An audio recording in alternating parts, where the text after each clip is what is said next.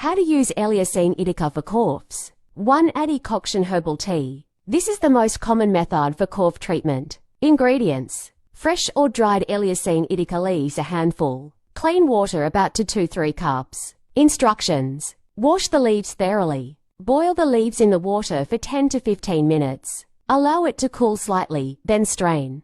Drink 1 cup 2 to 3 times daily. 2. Leaf juice. This is used for a more concentrated dose. Instructions: crush fresh leaves to extract the juice. Use a mortar or blender. Filter the juice with clean cloth or sieve. Take 1 to 2 tablespoons of the juice 2 times daily. Optional: mix with a little honey or warm water to improve taste and soothe the throat.